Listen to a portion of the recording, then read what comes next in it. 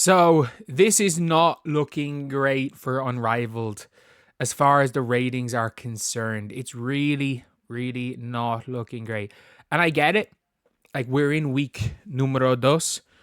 It's a league that could eventually pick up. And I do want to say where it's like a lot of the broadcast stuff is getting better. It's getting better. The games, I think a lot of the time, the better game has been the second game. But there's a really worrying trend for Unrivaled. And I get it. A lot of, the WNBA legacy media, I literally have my video talking about this called out as being a negative impact in sport. But I think it's fair to talk about some of the issues the league might be having while also still wanting the league to succeed.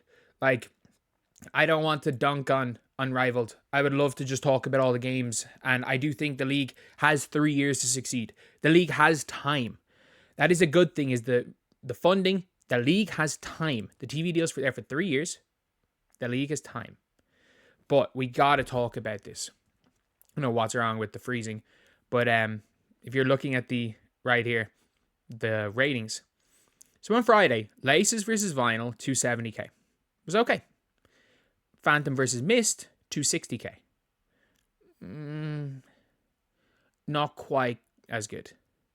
Not quite as good. But at the same time, like, you had the Saturday games, which were a disaster. Like, last week, we saw 89,000 as the lowest on a Saturday. We saw the Mist versus Rose at 76k. Yeah. 76k. And then on the last day, we saw the Rose versus Laces of 192, which was actually, to be fair, that was the better game. The Lunar Owls versus Vinyl. Wait. Lunar Owls versus Vinyl was the first game, wasn't it? Yeah, that was the first game. That's not correct. I don't think this is... The Laces and Vinyl. The Owls Phantom was the first game. Mr. Owls second. They've literally... I think they've just mixed up these, I think these last two are mixed up, are they? Rose versus 60k, Vinyl versus Lunar. No, you know what? Maybe this was the first game.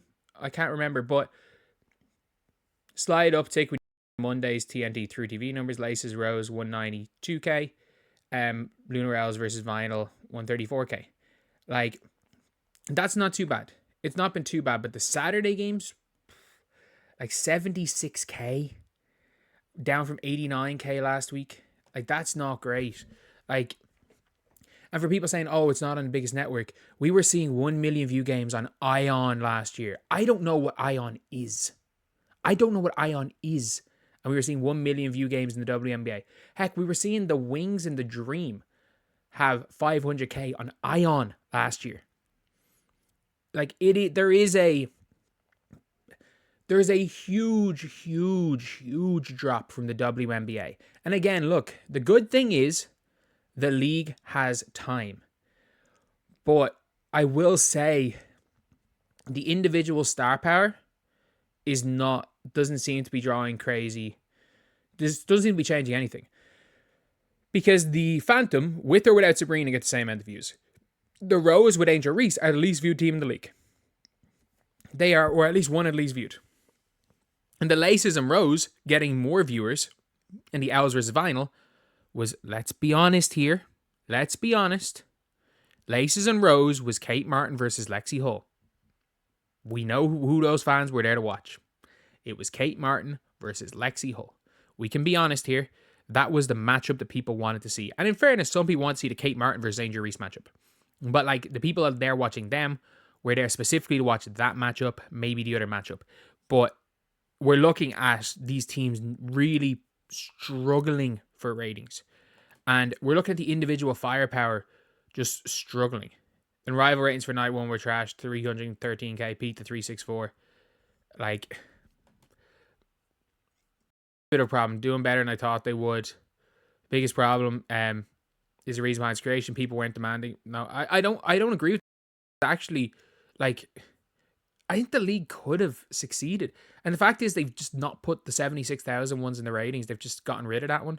It's like, oh, it's not available. Oh, it's 76,000. It's fine. It was down from last week. Like, and yeah, it is. It's a bit disappointing. I will say it for Unrivaled. I'd say they were hoping to not fall under the 100K. The one positive is that they still, on the Friday night, the viewership is good. And I am going to say this right now. The viewership on the streams is really dropping. Like the Rose versus, or sorry, the Lunar Owls versus Vinyl game had less than 1,000 people out. This is like the only way to watch it outside America and Canada, and there were less than 1,000 people watching. And on the Friday night games, in fairness, the Friday night games that were at a reasonable time for overseas people did have 4,000 people on week one, but not Friday night, Saturday night ones, but the Saturday games last week weren't at a reasonable time for international people, and it was down again at around 1,000. Like, that's not good. Like, there were more people. At one stage, I'm pretty sure it was like, I think I have 800 and the people watching me watch Party Unrivaled. And there was like 900 people watching Unrivaled on the YouTube stream, which is, it's still not ideal. It's still not great. And as far as the presentation of it, it's gotten 100 times better since day one. I've actually seen the halftime show, like them talking about the game of basketball, not just hyping everyone up, which is good to hear, which is good to see. But we still see a lot of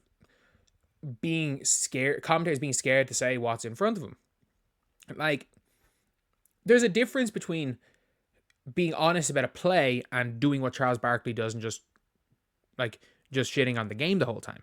But it's like when Angel Reese shot that deep three, there was 10 seconds of silence after the air ball. No one knew what to say. It's completely fine to say, I like the confidence, probably a bit too far for Angel Reese, like the confidence in her shooting it though. Like, that is a not negative point. But again, if I said it, I'd be called a racist by their fans. But, like, it's a completely fine basketball thing to say, where it's like, it's not going at the player, but, like, I don't know. If we see Katie Lou Samuelson trying to dunk, or if we see Melissa Smith trying to do what she would do sometimes in the Fever, and she'd go 2 feet, rise up like she's going to yam it on somebody, and then just miss the layup, and it's like, I don't know what you can say about that. It's like, probably shouldn't have tried to dunk that one, Melissa. But yeah, that's probably a bit of something you probably shouldn't say, to be fair. But yeah, it's gotten better. Like, at least in the halftime show, in the second game, they were talking about like the keys for the teams to winning, and I can't remember what it was. It was like the laces. It was like cut down on turnovers, use speed, and I'm like, yeah, perfect. Analyze the game. And even on the website, the presentation is getting better, but the ratings still poor. It's still really, really poor. So anyway, that is the video. Thank you guys for watching. Please like, comment, and subscribe.